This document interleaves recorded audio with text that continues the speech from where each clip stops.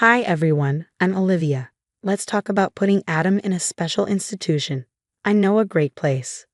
That's how my mother, Mia, started our weekly family dinner, making my blood boil as usual. My 7-year-old son, Adam, sat beside me, meticulously organizing his peas into perfect rows, a calming habit tied to his autism. It was harmless, but my mother despised it. Mom, we've been over this, I said sharply. Adam's making amazing progress with his current therapy. Well, Rachel's wedding is coming up, and we need everything to be perfect. My mother emphasized the last word, her tone dripping with implication.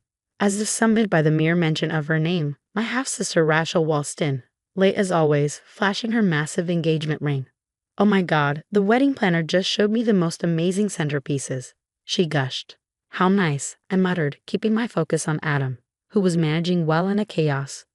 Just yesterday, his therapist had noted his progress with making eye contact. Olivia, sweetie, my mother began in that condescendingly sweet voice of hers. We need to discuss your role as bridesmaid, and Adam's presence at the ceremony. My stomach tightened. With my husband, Andrew, away on another sales trip, I was alone in this fight. What about Adam's presence? Rachel chimed in, her voice annoyingly chipper. Well, we're just worried he might have one of his episodes, with the loud noises and all. My voice hardened. My son has a name, Rachel, and he's sitting right here. James, my stepfather, coughed awkwardly from behind his newspaper, but didn't look up. He never got involved, too preoccupied running his company to bother with family drama.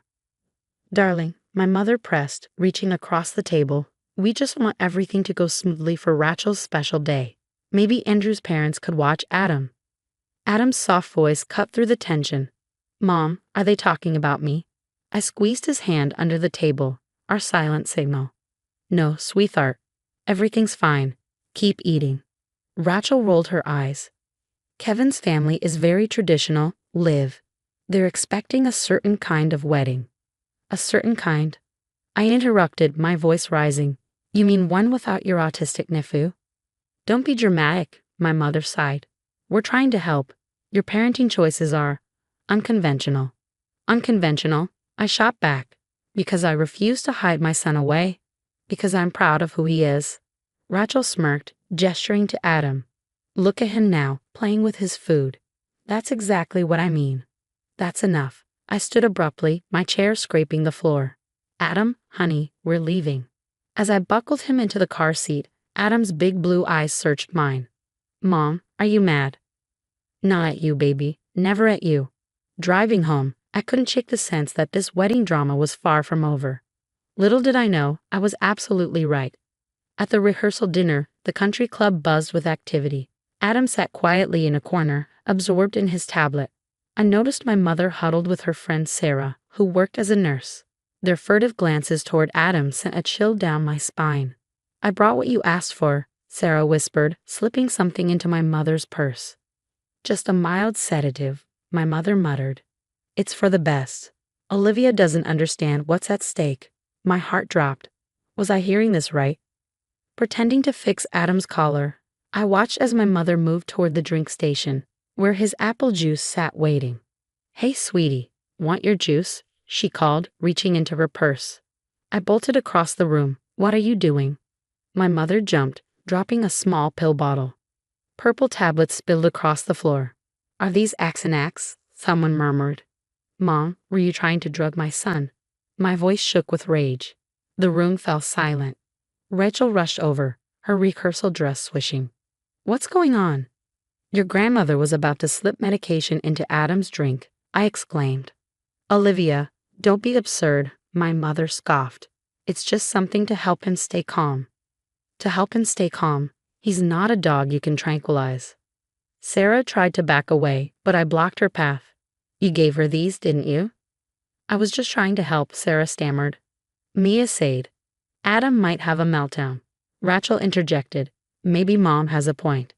The only risk here, I snapped, is your grandmother going to jail for trying to drug a child. At that moment, the doors burst open and Andrew strode in. I caught an early flight, he announced, taking in the tense scene. What's going on? Before I could respond, my Aunt Amelia jumped in. It's just a misunderstanding. Mia was only trying to help. Help. Andrew's face darkened as I explained what had happened. You tried to drug our son, he demanded. Mia, you're overreacting, my mother insisted, her voice strained but unwavering. It was just a little something to keep him quiet during the ceremony. I bent down, picking up one of the scattered pills. This is prescription medication, I hissed. You could have killed him. Now you're being melodramatic, Rachel snapped. This wouldn't even be necessary if you had better control over your son. Andrew wrapped his arms around Adam protectively. We're leaving, he said coldly. And if anyone so much as thinks about coming near our son with medication again, we're calling the police. As we walked out, my mother's voice followed us. Olivia always makes everything about her, even my darling Rachel's wedding. I didn't care anymore. Let them talk. All that mattered was protecting Adam from the toxic people who called themselves family. After the rehearsal dinner disaster, I couldn't shake the feeling that there was more to my mother's behavior than just wedding stress. Determined to uncover the truth, I started digging. My first lead came from an unexpected source, a fellow mom from Adam's therapy group. Your mother told us Adam was violently dangerous, Lisa revealed during a phone call. She said we shouldn't let our kids near him. What? My hands shook with rage. She came to our support group meeting when you were out sick last month. Lisa continued. Said Adam had put another child in the hospital. The lies didn't stop there. A few days later, my cousin Emma called me, her voice trembling. I feel terrible, Emma admitted. Mia told us Adam tried to hurt your baby niece. That's why we didn't invite you to the christening. As if that weren't enough, a text from Sarah's coworker at the hospital tipped me off to yet another revelation. They're investigating missing medications. Sarah mentioned your mother's name during questioning. And then the bombshell. James's assistant, Caroline, called me in secret. Olivia, you need to see these financial records, she whispered. Your mother's been transferring company funds into personal accounts for months. The wedding expenses. They're astronomical. Does James know? I asked, my voice barely above a whisper. He's starting to notice discrepancies, Caroline admitted. And there's more. She's been writing checks to people, claiming they're victims of Adam's outbursts. My heart sank as I forwarded everything to James. Within hours, the fallout began. Kevin, Rachel's fiancé, stormed into my house that evening, his face red with fury. Is it true? The wedding's being paid for with stolen money. Kevin, Don't lie to me, Olivia, he snapped. My father's an accountant. He reviewed the documents he sent James. Rachel burst in behind him, her face pale. What's going on? She demanded. You're not supposed to see me before the wedding. There won't be a wedding, Kevin said coldly, not until we get answers about the money. What money? Rachel stammered, her voice shaking. Olivia, what did you do? Me, I shot back. Ask your mother about the embezzled funds. Ask her about paying people to lie about Adam. Rachel's face turned ghostly white. Mom wouldn't. Kevin's phone buzzed. It's my father, he said, glancing at the screen. He's talking to James right now. Moments later, Sarah appeared at my door, mascara streaking her face. They suspended my nursing license, she sobbed. Mia promised she'd protect me. I crossed my arms, glaring at her. You should have thought about that before stealing medication to drug a child. Rachel sank onto my couch, tears streaming down her face. The venue called, she whispered. James froze the payment accounts. My perfect wedding. Isn't looking so perfect anymore, is it? I finished for her, my voice sharp.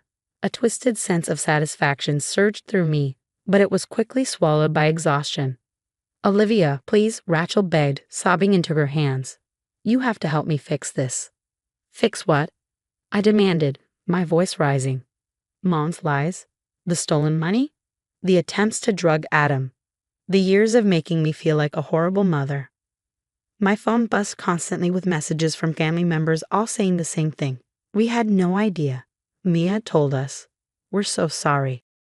The truth had finally unraveled, and no amount of designer centerpieces could cover up the mess. A month after the wedding disaster, I sat in the garden, watching Adam play with Ruby, his new therapy dog. The past weeks had been a whirlwind of revelations and consequences, unraveling years of deception. James had called an emergency family meeting at his office. I'll never forget the look on my mother's face as he laid out the evidence. 7 years of systematic fraud. Mia, James said, his tone ice cold. You've stolen nearly $2 million. Mia, you've stolen nearly $2 million.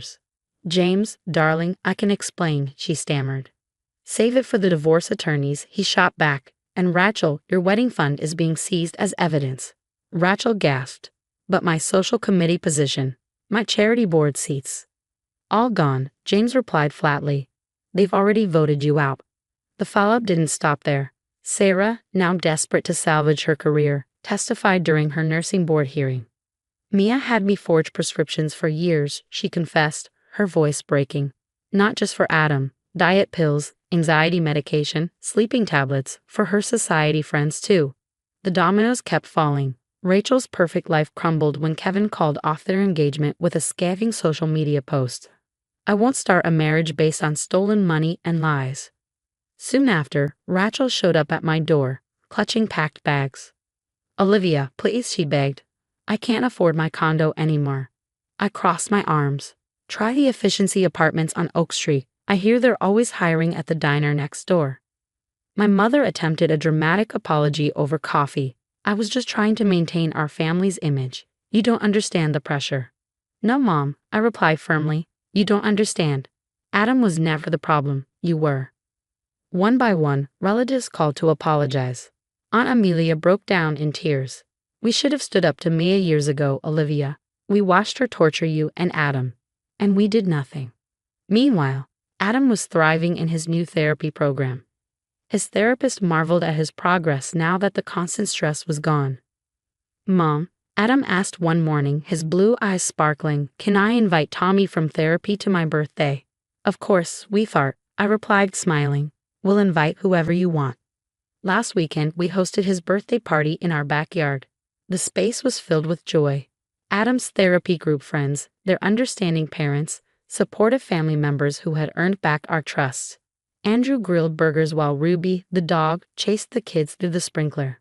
I snapped a few photos and posted them online, knowing my mother and Rachel would see them. My mother, now living in a modest condo post-divorce, and Rachel, waiting tables between failed job interviews, were no longer part of our lives.